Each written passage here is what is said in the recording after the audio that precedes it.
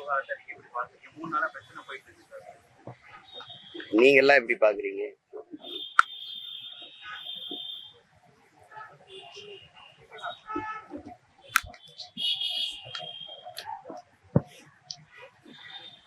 பல கோடி மக்களின் வீடு இருள கிடக்கும் போது, விளக்கேத்த வழி இல்லாம இருட்டுல கிடக்கும் போது, பல கோடி மக்களின் வாழ்க்கை இங்க மலை மேல விளக்கேத்துறதுன்றாங்க. இத்தனை ஆண்டுகள் எங்கே இருந்தார்கள்ன்ற கேள்விக்கு என்ன இருக்கு? மலை இருக்கிற இடம்லாம் விளக்கேத்தணும்னா, ஒருவேளை இந்த மலையை கற்குவாரி ஆக்கிட்டா உத்தரவு கொடுத்தா போராட வருவாங்களான்னு தெரியல. பக்கத்துல இருக்க மலையெல்லாம் குவாரின்னு வெட்டி ஏற்றும் போது வாய் மூடிட்டு இருக்கிறவங்க இந்த மலை மேல திடீர்னு விளக்கேற்றுவார். இன்னைக்குதான் முருகன் கண்ணுக்கு தெரியுதா? முருகன் நேத்து தோன்றிய இறையா? இத்தனை நாள் எங்க இருந்தாங்க? போன ஆண்டு இந்த விளக்கு ஏற்ற வரல, அதுக்கு முந்தின ஆண்டு ஏற்ற வரல. ஏன்னா 2 மாசத்துல தேர்தல் வருது இல்லையா? இந்த செயல் எப்பவுமே இவங்களுடைய சிந்தனை ஒருங்கிணைந்த ஒரு சமூகத்தை உருவாக்குவதில்லை. அதை பிரிச்சு சிதைச்சு தங்களுக்கான அதிகாரத்தை நிறுவுதான் இவங்களுடைய கோட்பாடு. அதை இந்த நிலத்திலையும் நிறுவ நினைக்கிறாங்க. அரசுடைய கவனக்குறைவு, அரசுடைய இவங்களுக்கு தெரியாமையா இவ்வளவு நடக்குது. அவங்க நினைச்சிருந்தா இதையெல்லாம் எப்பவோ தடுத்துருக்கலாம். திடீர்னு இன்னைக்கு திடீர்னு நாங்க இந்த மலை மேல விளக்கு ஏற்றுவோம் அப்படிங்கிறது ஒற்றுமையா இருக்கிற தமிழ் சமூகத்துக்குள்ள ஒரு பிளவை ஏற்படுத்துகிறத தான் நான் அதை பார்க்கிறேன். இது ரொம்ப தமிழர்களுக்கு இறை வழிபாட்டை சொல்லி கொடுக்கறதுக்கு வர்றதுதான் சிரிப்பா இருக்கு. எங்களுக்கு எப்படி சாமி கும்பிடணும், எப்படி விளக்கேற்றணும், கடவுளை கடன் கொடுத்த ஒரு இனத்துக்கிட்ட எப்படி வழிபடணும், எப்படி இது பண்ணணுங்கிறத வேடிக்கையா இருக்கு.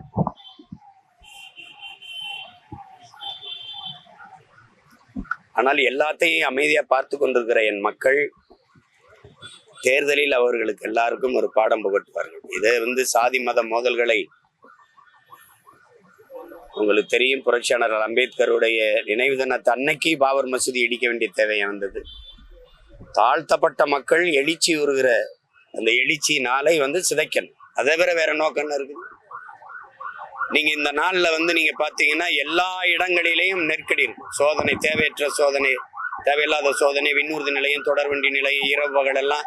அப்ப என்னன்னா மக்களின் நடமாட்டத்தை குறைக்கணும், வெறும் எழுச்சியில குவிவதை குறைக்கணும், தடுக்கணும். அதை தவிர வேற நோக்கம் என்ன இருக்கு? அப்ப அமைதியா இருக்கிற மக்கள் எழுச்சி வரக்கூடாது. அந்த மக்களை சட்டப்படி குற்ற நாளாக ஆக்கணும். அது தவிர இது என்ன இருக்குது இதுல? அதே மாதிரி ஒரு வேலையை தான் இதை பாக்குறது. தேவையற்றது இது. வழியே வருகிற வழிபாட்டை திருவண்ணாமலையில தீபம் ஏற்றுனதை யாரும் போய் எதுவும் சொன்னாங்களா? யாரும் சொன்னாங்களா? வழியே வர்ற மரபை போற்றுகிறாங்க. இந்த மக்கள் எல்லாரும் கொண்டாடுறாங்க. திடீர்னு ஒருத்தர் நான் போராடுவேன், அதுக்கு மாண்புமிக்க நீதி இப்படி ஒரு தீர்ப்பை கொடுத்து போய் ஏற்றுங்கள்னு சொல்றது எப்படி? ஒரு அமைதியா இருக்கிற சமூகத்தை குலைக்கிறதுக்கான முயற்சியை மதிப்புமிக்க மாண்புமிக்க நீதி செய்யறதா வருத்தமா இருக்கு இது. ஆனாலும் என் மக்கள் அதையெல்லாம் கடந்து தங்களுடைய பன்னெடுங்காலமா ஒருதாய் பிள்ளைகளா வாழ்ந்து வருகிற அந்த உயர்ந்த உறவு முறையை கடைபிடிப்பார்கள். அது தமிழ்நாட்டுல இந்த பிளவு, இந்த சிதைவு ஏற்படுத்துவது சாத்தியம் இல்லை. ஏற்கனவே இதை நடந்திருக்கு, உங்களுக்கு தெரியும். கன்னியாகுமரியில ஒரே சமூகத்தில் இருக்கிறவங்களை இந்து கிறிஸ்தவர் என்று பிரிச்சு போட்டது, மற்றபடி இங்க இந்து இஸ்லாம் என்று பிரிச்சு போட்டது. தமிழ் தேசிய இன மக்களின் ஓர்மையில பெரிய எதிரியா இருக்கிறது சாதி மதம் தான், இந்த உணர்ச்சி தான். அப்ப அதை வீழ்த்தி மேலெழ வேண்டிய தேவை புரட்சியாளர் அண்ணல் அம்பேத்கரில் மான தமிழ் பிள்ளைகள் ஒவ்வொருவரும் உறுதியேற்க வேண்டிய ஒரு தேவை உருவாகி இருக்குன்னு தான் நான் நினைக்கிறேன். அதை இனி வரும் தலைமுறையினர் இந்த சாதி மத சகதி அதுக்குள் சிக்கி மூழ்காமல் மேலெழுந்து ஒரு தமிழின ஓர்மையை கடைபிடித்து பிறப்பின் அடிப்படையில் எல்லோரும் ஒன்று, பிறப்பு ஒக்கும் எல்லாரும் உயிருக்கும் என்று போதித்த மறையனுடைய பிள்ளைகள் நாம்.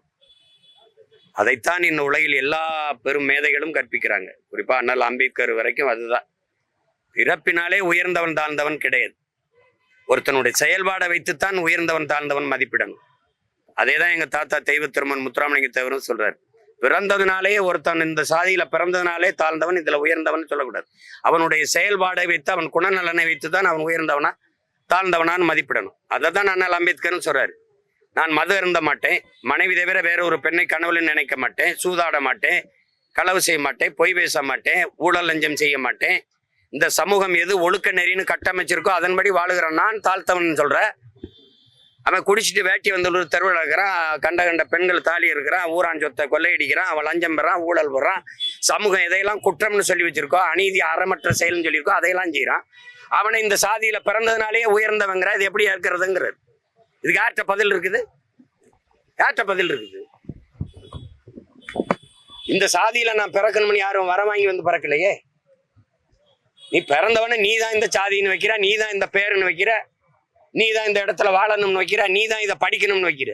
பிறந்ததை தவிர நாங்க பிழை செய்தது என்ன? அதனாலதான் பிறப்பின் அடிப்படையில் உயர்வு தாழ்வு எவனுக்கும் கூடாதுங்கிறது. அதான் எங்க மறை. பிறப்பு ஒக்கும் எல்லா உயிருக்கும் சொல்லுது. மனிதனுக்கு மட்டும் இல்ல, எல்லா உயிருக்கும் ஒண்ணுதான்டாங்குது. யாரு மேல கீறினாலும் ரத்தம் ஒண்ணுதான், ஆக மொத்தம் நீ நானும் 10 மாதம் தானே எங்க தாத்தா பட்டு கொட்டப்படுறாப்புல. இங்க பறச்சியாவது ஏதாடா, பணத்தையாவது ஏதாடா, இறைச்சி தோல் எலும்புல இலக்கமிட்டு இருக்கான்னு சிவாக்கியர் பாடுறாரு. எங்க எலும்புல எழுதியிருக்கா, நெத்தியில் எழுதியிருக்கா அவன் பேரும் ஜாதி. அம்மா இதை வச்சுக்கிட்டு கொடுமைப்படுத்திக்கிட்டு இதை ஒரு அற்ப தேர்தலா பாக்குறேன். கேடுகட்ட அருவருக்கத்தக்க அரசியலா பாக்குறேன். நீ ஏத்தன வேணா போன வருஷம் ஏத்தாம என்ன பண்ண? அதுக்கு முந்தின வருஷம் வந்துச்சு இல்ல. இதை கார்த்திகை இதுக்கு முன்னாடி ஏற்ற வேண்டியது தானே. ஒவ்வொரு ஆண்டு தான் கார்த்திகை வருது. அப்போல்லாம் அந்த மழை இல்லையா? அப்ப அந்த விளக்கு தூண் இல்லையா? ஏன்னா 2 மாசம் பிப்ரவரியில தேர்தல் வருது. அதுக்கு இது எழுதணும். 2014-17 இந்த பிரச்சனை வரும்போது அதிமுக நீதிமன்றத்துல பிரமாண பத்திரம் தாக்கல் பண்றாங்க. ஆனா இன்னைக்கு அதே அதிமுக அரசுக்கு எதிராக பேசுறாங்க. பாஜக செயல்பாடுகள் ஆதரித்து அதிமுக பேசுறாங்க. நீங்க என்ன இப்படி ஒரு சிறுபிள்ளை மாதிரி அண்ணன்ட்ட ஒரு கேள்வி கேட்கிற? கூட்டணி வச்சுட்டு அப்புறம் ஏத்து பேசுவியா? நீ எந்த தர்மத்தை விடவும் கூட்டணி தர்மம் பெருசுன்னு உனக்கு தெரியாதா? கொள்கையாவது இதாவது ஏதாவது பேசிருக்காது. நீ கொள்கைன்னா என்னன்னு சொல்லு. கொள்கைன்னா என்னன்னு சொல்லு. அவரே சொல்றாரு 10 நாளைக்கு முன்னாடி, திராவிடத்தின் உண்மையான வாரிசு நாங்க தான்ட்டு. இதான் திராவிடம். தீபம் ஏத்துறதுக்கு சிரிக்காத நீ. இதெல்லாம் ஒரு சிரிச்சுட்டு போ. அங்கிட்ட எல்லாம் தெரிஞ்சுக்கிட்டேன்ற ஒரு கேள்வியை கேட்டுக்கிட்டு இருக்க. கூட்டணி வச்சுட்டு சொல்ல என்ன இப்படி எஜமா அங்க வச்சுக்க மாட்டாப்லையா? சொல்லு.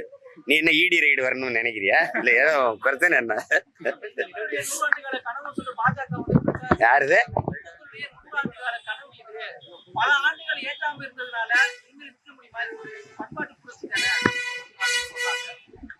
பல இந்துக்களுக்கு ஒருவேளை சோரே 100 ஆண்டுக்கு மேல கனவா இருக்கு. என்ன பண்ணலாம்? பாலு கலாத குழந்தை, கல்வி கேங்காத மாணன், வேலை கலையாத இளைஞன், இதுதான் என் கனவு இந்தியான்னா பகத்சிங். அடிமை இந்தியாவில் 79 ஆண்டு ஆயிடுச்சுன்னு அப்படியே இருக்கேன்.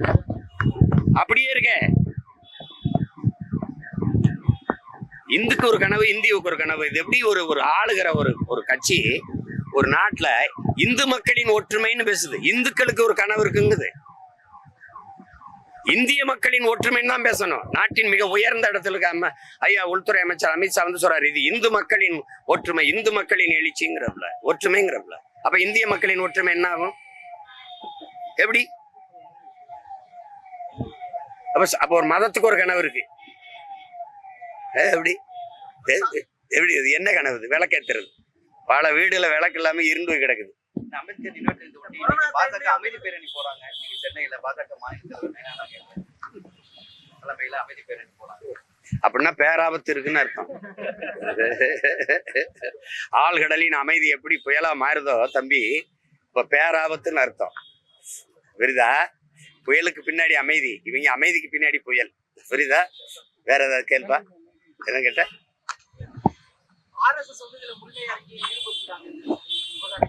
அவங்களுடைய வேலை எதுவோ அதை செய்யறாங்க. நம்மளுடைய வேலை எதுவோ அதை நம்ம செய்யறோம். பெரும்பான்மையான மக்கள் வந்து அதுக்கு, அதாவது இந்துக்களா கருதக்கூடிய மக்கள் வந்து அதுக்கு ஆதரவு தெரிவிக்கிறாங்க. இது ஒரு அசாதாரணமான சூழல் தானே ஏற்படும்.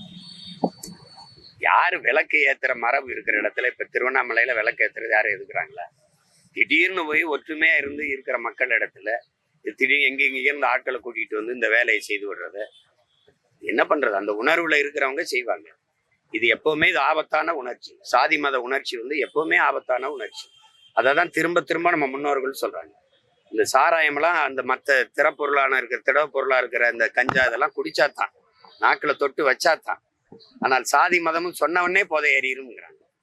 அது பெரும் போதை. அது அந்த போதை வந்து மற்ற போதையெல்லாம் படுத்து எந்திரிச்சா தெளிஞ்சிடும். ஆனா அந்த சாதி மத போதை ஏறிச்சுன்னா செத்து பாடையில போனாலும் இறங்காது. அதான் இங்க இருக்கிற சிக்கல். கோர்ட் வந்து விலக்கேத்தலாம் சொல்லி உத்தரவு கொடுத்தாங்க. அவங்க நாங்க அமைதியா போய் ஏற்றிட்டு நாங்க பாட்டுல வந்திருக்கோம். இந்த அரசு தான் வந்து அசாதாரணமான சூழ்நிலை ஏற்படுத்தி நெருக்கடி கொடுக்குறாங்க. பதற்றநிலையை உருவாக்குறது திமுக அரசு. நாட்டை நிர்வகிக்கிறது அரசு மறுக்கும் போது கோர்ட்டு, நாட்டை நிர்வகிக்கிறது நீதிமன்றமா சட்டமன்றமா அரசா? எல்லாவற்றையும் நீதிமன்றம் சொல்லுதுன்னா ஒரு அசம்பாவிதமான ஒரு சூழல் வந்துருச்சு, ஒரு பெரிய கலவரம் வந்துருச்சு, பொறுப்பு அரசு இருக்கணுமா நீதிமன்றம் இருக்குமா? கேட்கறது பதில் சொல்லு. நீதிமன்றம் ஏற்குமா? உட்கார்ந்துட்டு இதை செய்யு அதை செய்யு நீட்டு எழுது மதுக்கடை, அதுக்கு அரசின் கொள்கை முடிவு, அதை மூட முடியாது. இது இந்த மாதிரியான போக்கு இது எப்படி? இந்த நாட்டை நிர்வகிக்கிறது சட்டமன்றம் பாராளுமன்றங்களா இல்ல நீதிமன்றமா? கேட்கறதுக்கு பதில் சொல்லு. நீதிபதிகளை நியமிக்கிறது யாரு? வானத்திலிருந்து இறங்கி வர்றாங்களா இந்த ஆட்சியாளர்கள் நியமிக்கிறாங்களா? யார் நியமிக்கிறது? நியமிக்கிற ஆட்சியாளர்களுக்காக பேசுவீங்களா கீழே இருக்கிற மக்களுக்காக பேசுறீங்களா? நீங்க நீதி எது? நீதி எது? நீதிங்கிறது எது? ஒரு சமத்துவத்தை, அமைதியை, நேர்மையை, உண்மையை நிலைநாட்டுவது. இருக்கிற அமைதியா இருக்கிற நாட்டுக்குள்ள குழப்பத்தை, ஒரு பிரச்சனையை உருவாக்குவதில்லை. திடீர்னு எங்க முருகன் மேல உங்களுக்கு என்ன பற்று வருது? திடீர்னு இத்தனை ஆண்டுகள் எங்க இருந்தீங்க? எங்க இருந்தீங்க? ஏன்னா உங்க ராமருக்கு மார்க்கெட்டு போயிடுச்சு.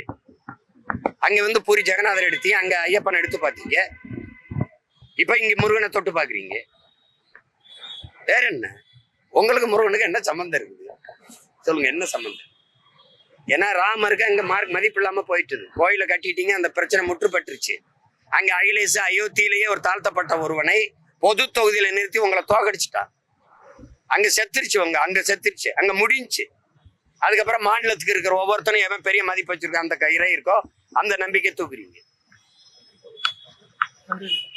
நீங்க அவமானப்படுத்தியதாக பல்வேறு அமைப்புகள் வந்து போராட்டம் பண்ணாங்கன்னா ஆனா அரசு வந்து இன்னும் நடவடிக்கை எடுக்கல அப்படின்னு சொல்லி குற்றச்சாட்டாங்க.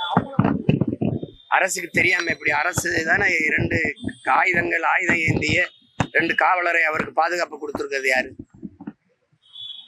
காவலர்களுக்கு சம்பளம் கொடுத்து அவர் தேச விடுதலைக்கு போராடினாருன்னா, இல்ல நாட்டுல மிக முக்கியமான பதவியில் இருக்காருன்னா அவருக்கு பாதுகாப்பு கொடுத்துருக்கு.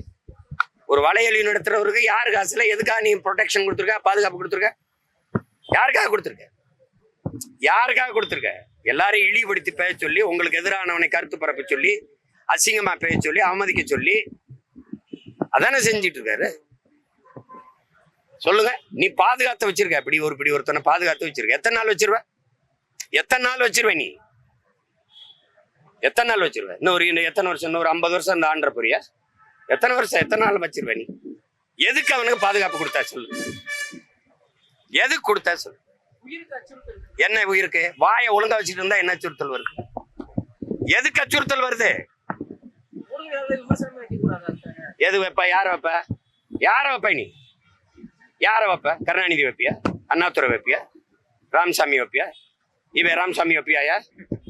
உனக்கு என்ன கேவலமா இருக்குது? காமராஜ், முத்துராமலிங்க தவிர என்ன சாதாரணமா உங்க வீட்டுல வந்து நாங்க கூலி வேலை பார்த்து டேய் உங்களுக்கெல்லாம் நக்கலா தெரியுது என்ன?